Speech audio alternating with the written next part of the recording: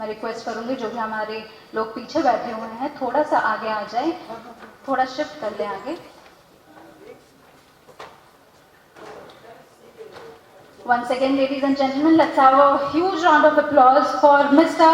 Santrupt Misra.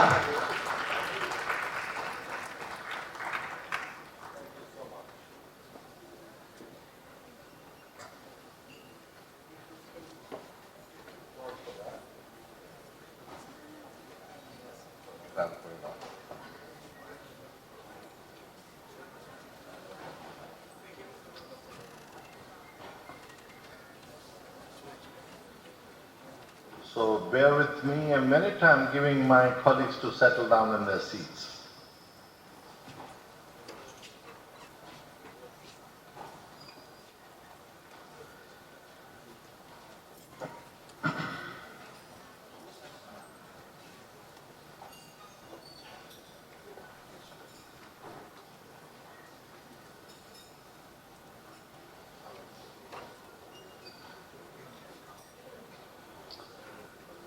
All right, good morning, ladies and gentlemen. It's bordering to be good afternoon, so I don't know whether to stay between good morning and good afternoon.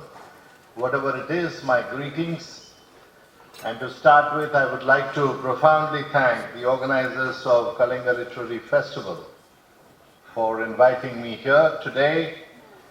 It's a great occasion for me personally because this has given me a chance to come back to my hometown, try out speaking on a new subject. I'm neither an expert on marketing, nor an expert on Mahatma Gandhi, nor an expert in media, but then the combination of it presents a very new opportunity to speak something different.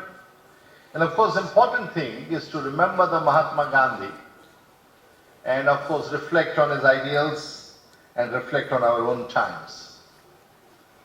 And I often have wondered why did the organizers invite me to speak on this subject. I could receive only two conclusions. Number one, perhaps my friends like Bhavani and others knew that I specialize in speaking to empty halls. So therefore I think that was a good way to invite me. And that specialization is pretty useful. When you have empty chairs, then somebody has to motivate the chairs as well. And they have great confidence in my ability to motivate empty chairs, therefore they invited me. And the second, of course, was the connection that I hold with Mahatma Gandhi through being part of the Aditya Birla group.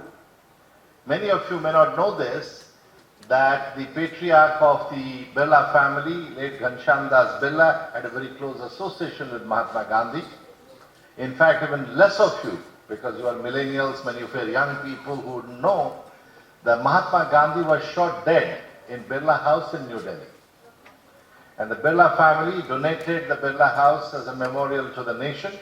And today, if you go and see the Birla memorial in Delhi, it is the old Birla house. Therefore, that old connection of mine with the Aditya Birla group and in turn my connection or the Birla family's connection with Gandhi makes this all the more important. The also interesting thing is, if you read Albert Einstein, the famous science, since we are in a science and technology institute, we must remember scientists. He also said that about Mahatma Gandhi, that succeeding generations would find it very difficult to believe that such a man in flesh and blood lived amongst us. How true that is. That today it is impossible in a world of greed, in a world of intolerance, in a world of violence, it is impossible to believe that a man could have a philosophy of the kind that Mahatma Gandhi had. And even that the man could stand with that philosophy, stick to it, through thick and thin, to good times and bad times, relinquishing many oppositions. I'm going to speak for about 30 minutes, no longer. Leave some time if you have any questions, or the chairs have any questions, as I said. And in 30 minutes, I'm going to basically dwell on three themes. First thing is Mahatma Gandhi as a marketeer, because today we are all influenced about the whole concept of market. We talk about market economy. Dr. Ravi Mishra is sitting here, an eminent economist. I should be talking about economy in front of him. But in my understanding as an economic historian, I believe this whole concept of market economy is about 300 years old. Before that, it was very self-sufficient agrarian economy where people used to produce what they wanted and they ate it and that was fine. And subsequently came the trade, and when came the trade, there came money. So the kind of market economy where price discovery happens through demand-supply mechanism is not more than 300 years old. And in there, if you know Mahatma Gandhi's date of birth and date of death, you realize that out of that 300 years, Mahatma Gandhi was active for 80 years of that period when the modern economics in terms of demand and supply came. Therefore, I would like to touch on Gandhi the marketeer, because today is a world of marketing for everything. How good Gandhi was a marketeer. Are the marketeers of today inspired by what Gandhi did? Did they take lessons or do they take lessons from Gandhi? That's my first theme going to be.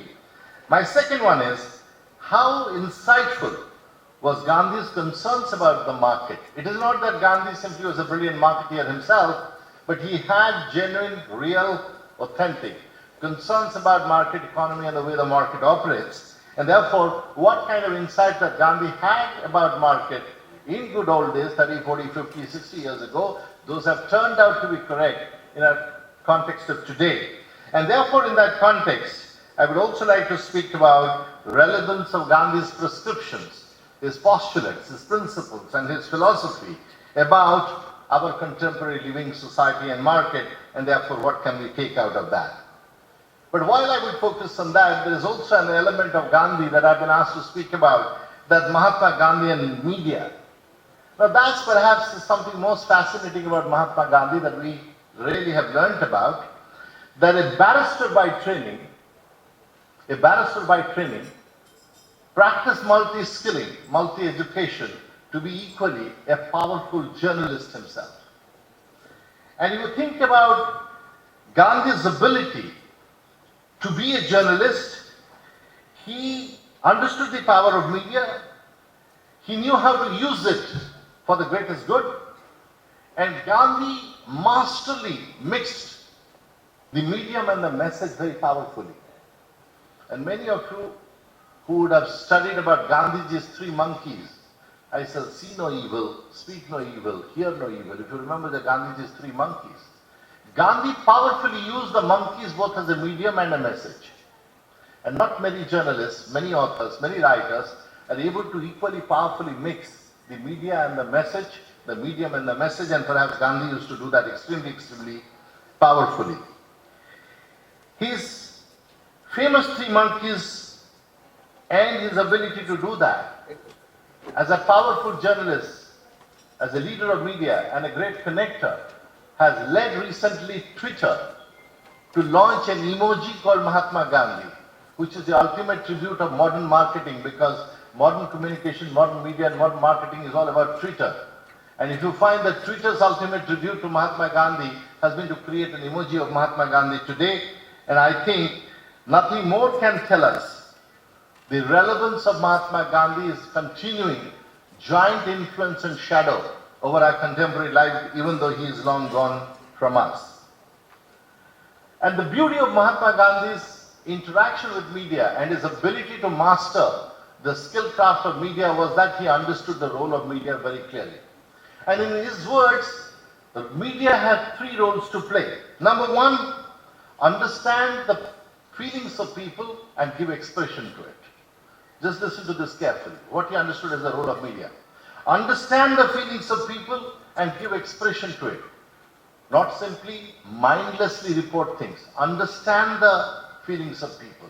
Understanding is a much more nobler human sentiment than simply reproducing. You connect with people to understand, because understanding comes not just rationally, it comes from a feeling. He said, understand the feelings and give expression to it. Number two, arouse desirable sentiments in people. Desirable sentiments of freedom, justice, equality, desirable sentiments of self-governance, self-sufficiency, truth, non-violence. So Gandhi talked about arousal and of sentiments, and not just of any sentiment, but desirable sentiment. And therefore, as a marketeer, he exercised his moral principle, ethical principle of making a distinction between what is desirable and not desirable. Therefore, he saw the role of media very clearly to arouse, enhance, magnify desirable sentiments. And the last most important one was perhaps to say that the role of media was to expose popular defects. Not any defect, popular defects, where a defect in governance, a defect in society, a defect in technology, a defect in distribution system impacted large number of people, and therefore his third view or role of media was to expose popular defects in public policy. And it is not surprising, therefore, that Mahatma Gandhi created Indian Opinion as a magazine or journal in South Africa way back in 1903. Subsequently, when he came back to India, perhaps in around 1913, he created Young India, Navjivan. Subsequently, you see his history around 1933, he created Harijan, different forms of magazines to communicate many things. Very interestingly, he called these magazines, newspapers, whatever you call them, as viewspapers and not newspapers. And unfortunately today, many of the viewspapers masquerade as newspapers in the country.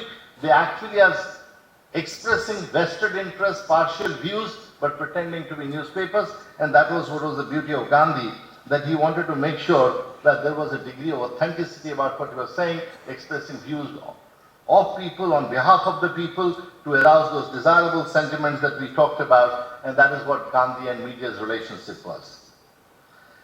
Coming to Gandhi as a marketeer, which is now the theme of the subject today, I would say that one of the most important aspects of a marketeer is to create a brand that is sustainable. And if you look at Gandhi as a brand, has been sustainable, has sustained at least today 150 years. And this brand is not just an Indian brand confined to India. It is perhaps the most globalized Indian brand. There is no other brand of any product, anything from India that is as global as Mahatma Gandhi. And therefore, I believe Gandhi himself believed greatly in the products he created, in creating himself as a brand, not that he deliberately intended to create himself as a brand, but the kind of thought process and the concepts he was creating, it turned out to be a very lasting brand because it was an authentic brand and it was a brand people could trust. If today's marketeers always encourage to create a product that people can trust, and trust is the underlying principle of a brand, Gandhi understood it very well long ago, and therefore he always created an authentic brand, a brand that could be trusted by people, a brand people could relate to, and therefore his brand's appeal became so wider and so authentic that it went beyond India to Nelson Mandela's movement in South Africa, went beyond to Martin Luther King Jr.'s movement in America, in the Black Civil Rights movement. It went to Václav Havel's movement in Czechoslovakia perhaps, and it went into the Arab Spring as early as 2011 when the entire Middle East woke up, and we find that Mahatma Gandhi's this authentic, trustworthy brand inspired many people to pursue larger noble social causes in their country. And of course today's marketing, when we distrust everything, there are remarketing companies from which we order X, we get delivered Y, and we find that there is a lack of authenticity there. The whole concept of trust marketing. Market where you are trusting. You know, one of my famous statements of Mahatma Gandhi's was that once 1 ounce of action is equivalent to thousands of words. 1 ounce of action. So the man believed in living the principles of the brand and showing it in action and performance, and therefore every marketer today talks about trust in your product where the product's performance is equal to the promise that the product holds, and I'm sure Mahatma Gandhi understood that principle extremely well. Similarly, Mahatma Gandhi was focused always on the poor people, how to improve the lots of the poor people, and he knew the vast potential of poor people. And that is exactly what modern management has done under C.K. Prahlad and others. They talk about the bottom of the pyramid. In the market, when they talk about the bottom of the pyramid and creating products and services for the bottom of the pyramid, it is nothing but Gandhian approach of focusing on the poorest of poor people and finding solutions for them. And it is uncanny that in 21st century today, suddenly marketeers have woken up to talk about creating products and services for the bottom of the pyramid, which in early 20th century, Mahatma Gandhi always talked about how to focus on the downtrodden, marginal, the poor, those who do not have anything, as a great opportunity of society. How do you empower them? How could you create solutions and products for them that would help them? Today we talk about network marketing, viral marketing, things that catch on. Imagine with technology today there is viral marketing, there is network marketing. But Mahatma Gandhi had mastered the art of viral marketing, network marketing by use of symbolism. Picking up a small pinch of salt in Dandi, the march of Dandi with that lathi in hand, his ability to sit in prayer meetings, his ability to take padayatras, his ability to lie down on fasting when there was a communal disharmony in part of the world, all were full of symbolism. Symbolism of putting self before the public interest, and those symbolism caught on to this country's popular imagination through viral network marketing, through word of mouth. People used to say Gandhi has gone on this, 100 people will go on fast because Mahatma Gandhi wasn't there. Now this power of network marketing, the power of viral marketing, I think those ideas are perhaps germane in Gandhian thought because he believed in a cause that was so sacrosanct, so ennobling, that he turned out to be a powerful marketing. And it is not surprising therefore today that using modern technology of social media and everything, that we are talking about viral marketing or network marketing. The last thing I would say is, the focus of every marketeer's dream is customer. And it is Mahatma Gandhi in his early days who talked about customer as the God. Atithi Devo Bhava in Sanskrit we say. And when a customer comes to your house or to your store, that he is God. That was a philosophy Mahatma Gandhi created. So today, when our marketeers talk about net promoter score or NPS, our marketeers talk about customer satisfaction survey, our marketeers talk about customer centricity, I find it surprisingly that an ordinary man, a legally trained man, a man who is leading a freedom fighting, understood that simple thing to say, unless you focus on your customer, none of your efforts will succeed, and Mahatma Gandhi did that. Next question is about how insightful were Gandhi's concerns about the market. That markets could create wealth inequality. The rich will become richer, poor will become poorer. Professor Ravi Misra is speaking to you in the afternoon. I'm sure he will give you lots of data to talk about how in over the last 60 and 70 years, with capital markets operating, product markets operating, global markets operating, there's a concentration of wealth that is happening in this world. Rich people have become richer, poorer people have become poorer, relatively speaking, and the gap between the rich and poor is growing. And the consequence of unequal wealth distribution, Mahatma Gandhi was extremely aware about, and he had talked about in his early writings about it, to say that there will be social strife unless we create economic empowerment, unless we create more inclusive society, and unless we arrest this unequal distribution of wealth and prosperity. As a result, what we see today in social policy, in government policy, in economic theory and engineering, that we are trying to do higher taxation, socially constructive programs, legislation to control this unequal distribution of wealth growing so that we preserve social discipline, cohesion, collaboration, and a community spirit. There cannot be a community spirit when in islands of prosperity there is a sea of poverty all around it. And therefore, we need to find more meaningful ways of fair wealth distribution. I am not talking about a socialism. I am talking about creating faster opportunities of people where they can realize their potential. And I think Mahatma Gandhi was very conscious about that. We also find that the wealth inequality in the world today has been created with the growth of modern science and technology and innovation and the modern cooperation, the way it has evolved. And Mahatma Gandhi always talked about science without humanity will be a scourge of the human life, and he had talked about that machines and technology must serve the needs of the people and not the vice versa, and people must not be slaves of science and technology. How true he was. Today, we are dealing with social media. Today, we are dealing with genetic engineering. Today, we are dealing with biotechnology. Today, we are dealing with artificial intelligence. And suddenly, today, we have woken up that social media seems to be enslaving all of us. Social media seems to be violating our privacy. Excuse me. Artificial intelligence seems to have a capability of misguiding us. Genetic engineering has a threat of creating chemicals and people that will be Frankenstein's monsters that we cannot control them.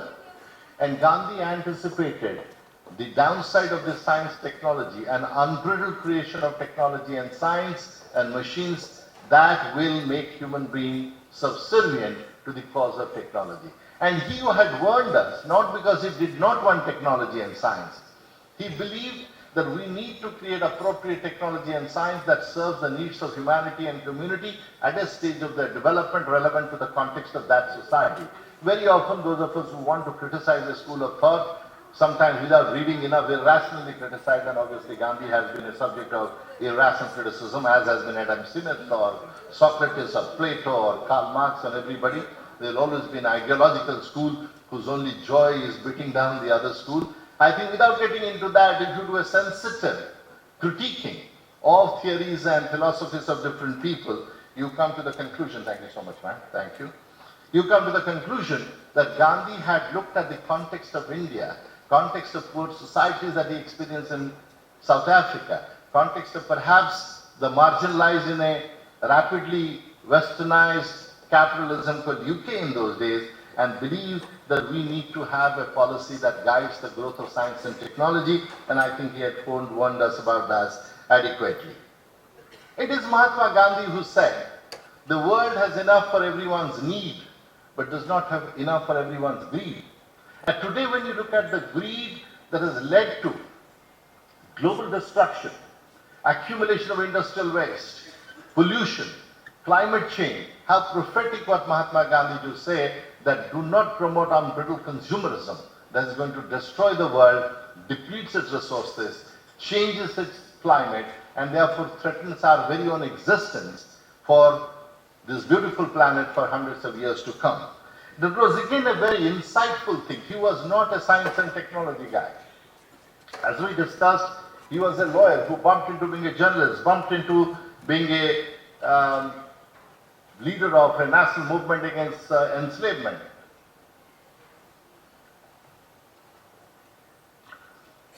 But he rightly anticipated that if we continue to exploit the minerals of the earth, the water of the earth, today we talk about water scarcity.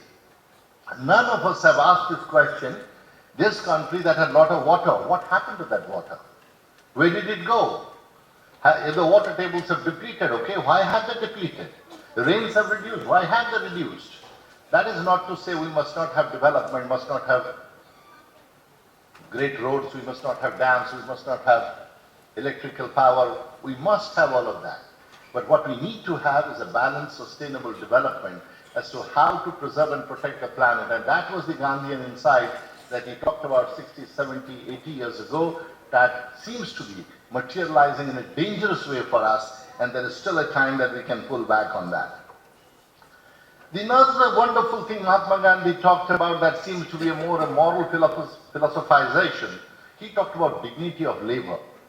He cleaned his own toilet, he swept his own floor, he believed in self-reliance, and all of that he did because he anticipated a society which will create a societal caste hierarchy to an employment caste hierarchy. Today, white-collar jobs are believed to be much better than blue-collar jobs. As a result, what has happened? Irrespective of my ability as I come to the school, I believe it is necessary I go to a college. It seems mandatory I go to have an MA, MSc or MBA or MTech or BTech degree irrespective of my capability.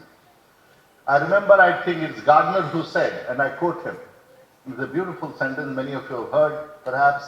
Gardner beautifully said it, and I quote him if my memory serves right. He said, a society that scorns excellence in plumbing, a society that scorns excellence in plumbing because plumbing is an humble activity, and tolerates shoddiness in philosophy,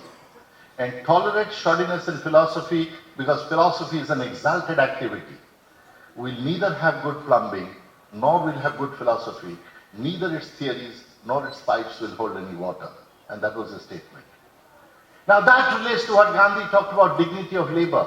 Today it is impossible in Odisha, in Bhubaneswar, in Cuttack, in Dhenkanal, in Bombay, in Patna, in Jubru Talaya, in Kashmir to find a good electrician, a good plumber, and good auto mechanic. That is because everybody has chased a false hope saying, I need to go to college necessarily, I need to go to university necessarily and take degrees that do not matter. And it's not surprising, therefore, that when you advertise in railways or some other PSU sector as Safai Wala's job, there are 3,000 BTechs who have applied or 200 MTechs that have applied. That's the sorry state of affairs, and Gandhi talked about that we need to promote dignity of labor so that we do not scorn excellence in plumbing. We do not tolerate shoddiness in philosophy just because something is exalted activity. How do you ascribe that dignity of labor? Today in India, a college professor comes, a doctor comes, a civil servant comes to your home, you will offer him a seat. But a plumber who's high quality, electrician is high quality, you will never offer him a seat to sit down in your drawing room. This is not caste discrimination. It is a caste of labor and employment that we have created in our mind, that an outstanding electrician is worse than a third-class professor. I think we need to address that issue, and Gandhi had told us that we need to find a way of respecting dignity of labor. That famous film, Munna Bhai MBBS, if you remember, where the guy is sweeping the floor in the hospital and the main actor goes and embraces him. And you remember the statement, whether life imitates film or film imitates life, I do not know. But the beautiful thing is they are symbiotic relationship, life and films, authors that they write and what happens in life. And that beautiful sequence, the guy says, I have been mopping and cleaning this hospital floor for so many years. Nobody has ever walked up to appreciate me. The question to ask is why? The reason being we do not provide dignity of labor to people who are keeping our lives safe, our lives better, our lives running because they are doing small jobs. How do we restore in society dignity of labor back so that we achieve a full employment society? We receive good services. We do not find people spending their parents' hard-earned money for higher education which does not pay off. Why our young students move away from a musician, an author and a writer to become an engineer or bank probationary officer or a civil servant or to join RBI for that Professor Dr. Misra, I do not understand why we do that and how we transform society to bring in a different perspective. The last part I'm going to talk about that Gandhian philosophy and prescriptions do seem to have relevance in many respects today even. He talked about we must have self-sufficient village communities because he was aware that things that you can produce locally, if you do not produce, you rely on mass-scale production and rely on market forces to come, then there will be long-distance transportation and that will lead to pollution, carbon footprint. There's a relationship.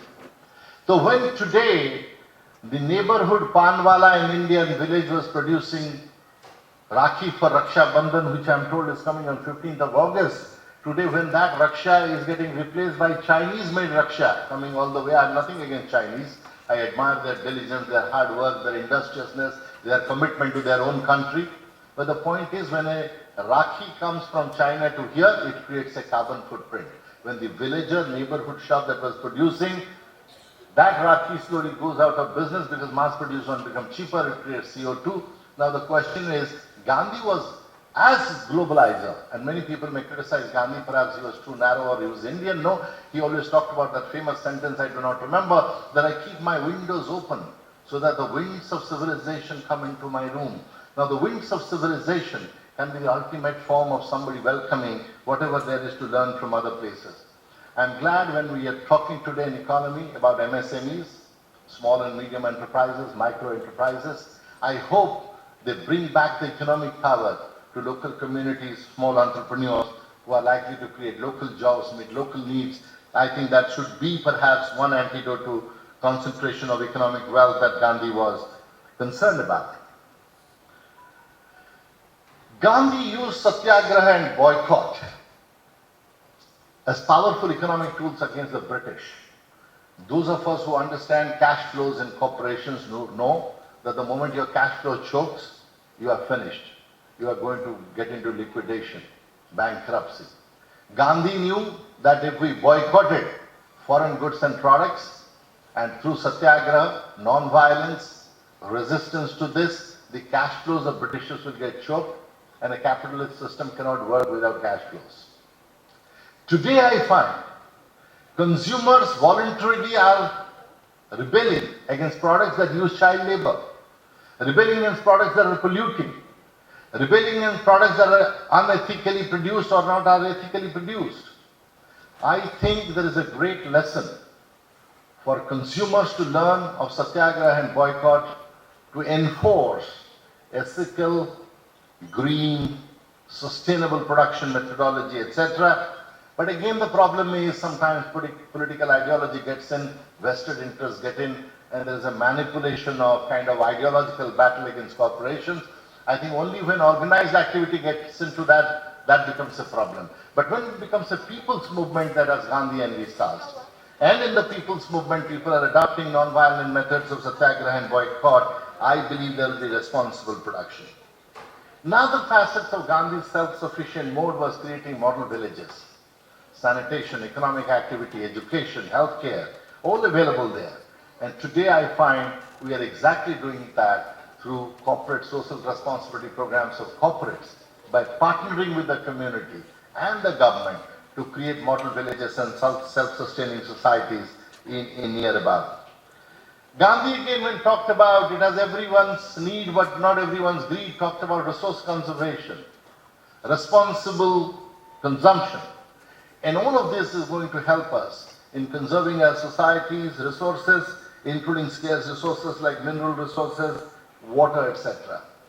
I find that United Nations Millennium Developmental Goals, the 8 goals that have set, poverty eradication, hunger removal, disease, etc., all of those again reflect the Gandhian philosophy, which I see that the United Nations at a global level seem to be influenced and has adopted the Millennium Development Goals of the kind that Gandhi had talked about.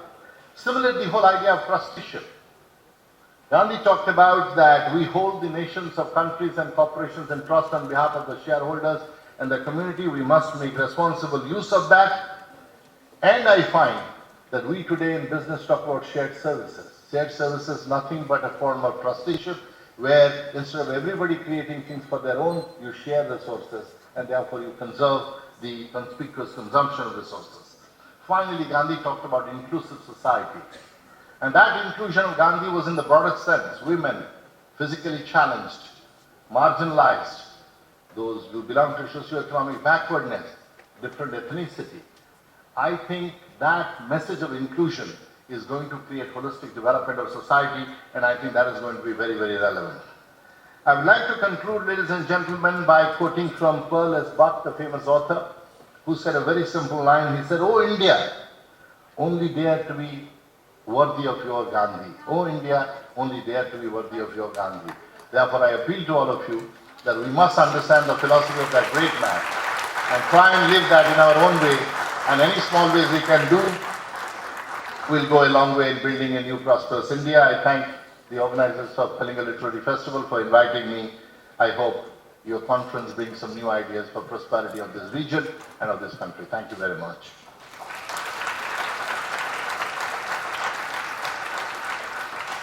Any questions? If you have, I'll try to answer if I know the answer.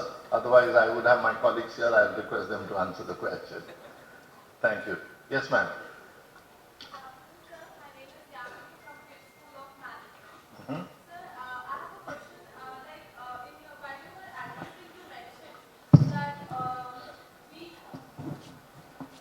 While addressing, you mentioned that we need to, Gandhiji believes looking after the bottom of pyramid and fulfilling the needs of poor and making our products which is able to make their needs fulfilled. So, sir, to what extent is it justified that only 2% has been allotted for CSR activity today, like in current scenario? So, to what extent is it justified that it is following the principle and at the same time it is allotting only 2% for CSR activities? I think, first of all, let's remember that percentages do not mean anything.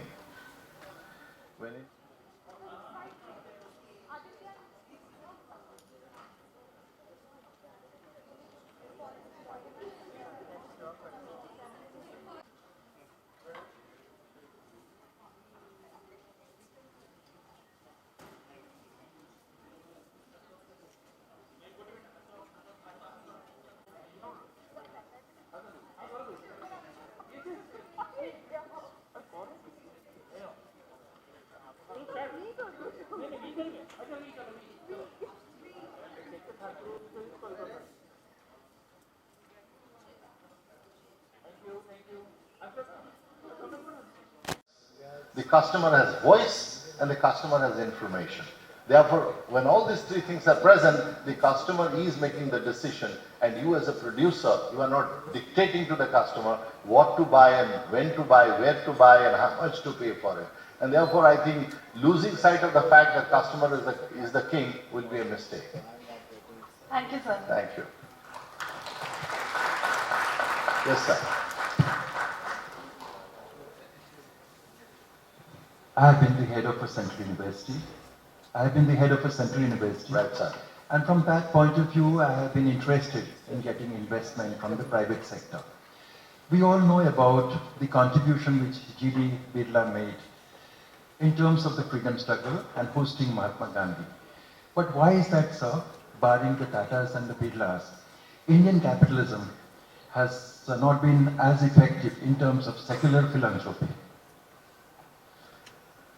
Well, I think that's a very difficult question to answer. I would say that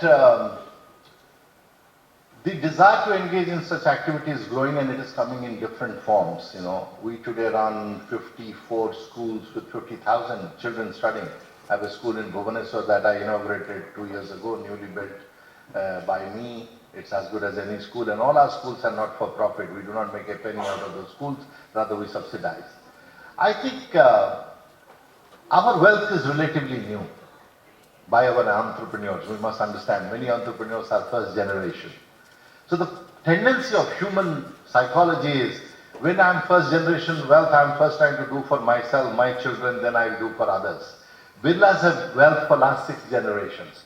So they have learned much earlier that they need to do, and they got influenced by Gandhian philosophy today. You hold all of it in trust for the society, it's not really yours. So give and do things. So they went into many areas. But as you see the new entrepreneurship and new entrepreneurs are coming in Odisha or India for that matter, many of them are inclined, young people today are enthusiastic to give a small part of their salary into charitable activity. I'll give an example. I have a World of Opportunity Foundation in Aditya Birla Group.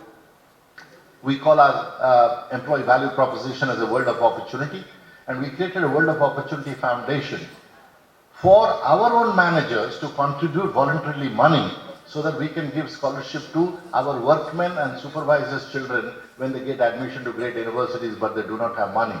You would be surprised that in last 4 years, my own employees, the managerial cadre, have contributed 8 crores, and we have been able to give scholarship to 600 children of our workmen and supervisors. I believe the atmosphere is changing. That selfish India remained trapped in a scarcity mentality for a long time. I got to save and keep money, otherwise what will happen to me? But today is an opportunities world. These young millennials seeing opportunity everywhere. I think their attitude is going to be different to contribute to social philanthropy and other kinds. So I think we are at the cusp of an inflection where I think India's attitude towards all of this is going to change. But I would request you to remain optimistic about it, and a lot of wonderful things are happening. Thank you so much. One last question, there is one. I Yes, have sir. a question.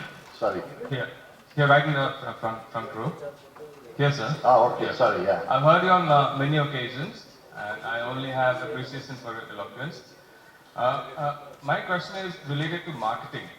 Not the good and bad about marketing, but the way marketing is emerging, like an all-pervasive matrix, like engulfing everything that comes its way.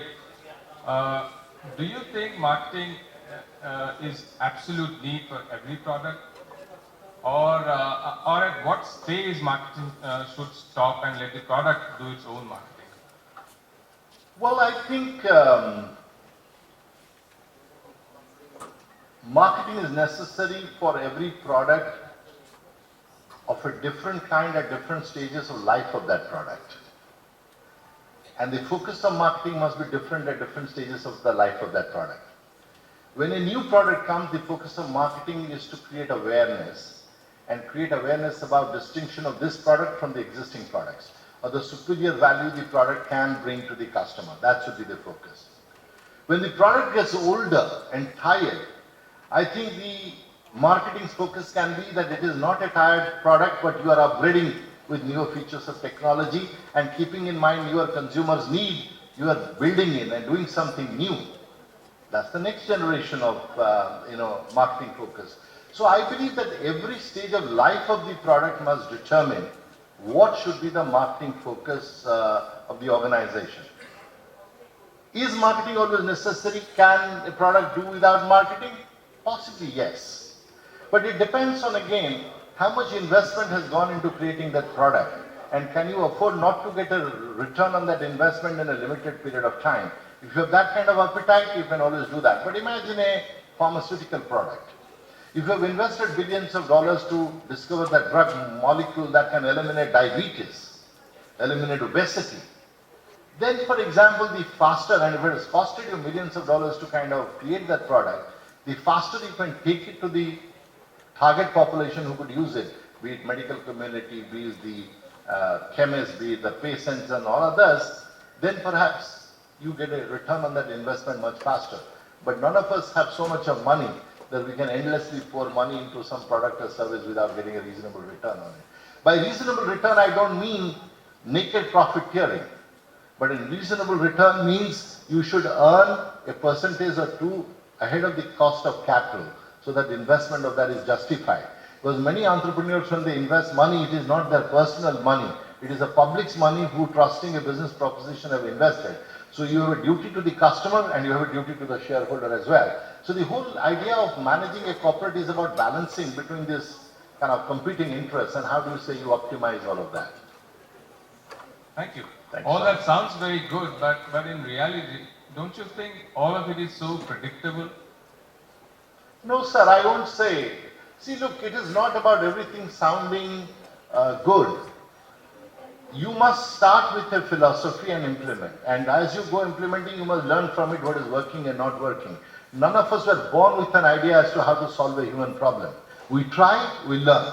And I think anybody who was trying something to believe that, he is philosophically or ideologically trying something would be a cynical view. My belief is human development and growth happening by trial and error. Some knowledge is always historically available. Some knowledge is always new. You learn by doing it.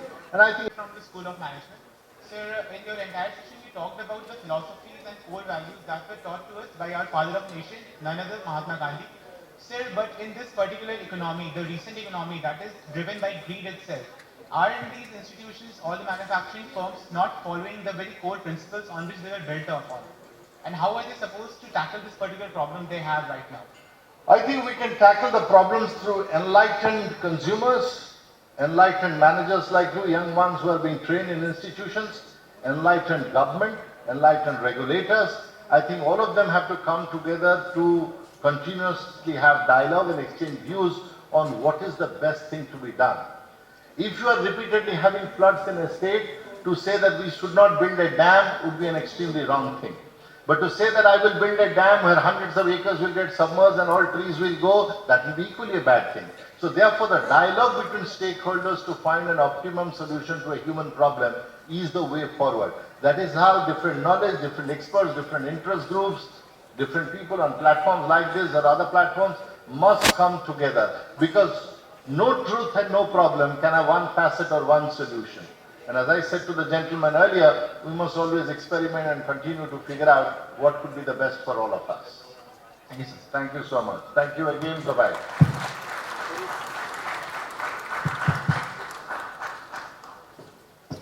Mr. Santrupt Misra, I would request you, Mr. Misra, please be there on the stage itself.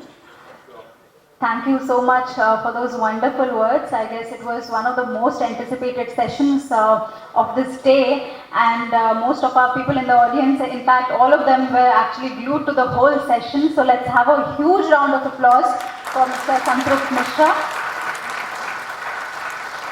I would now request Mr. Ravi Narayan Misra, who is also the Executive Director of Reserve Bank of India. I would request him to kindly come upon the dais and felicitate Mr. Santrupt Misra.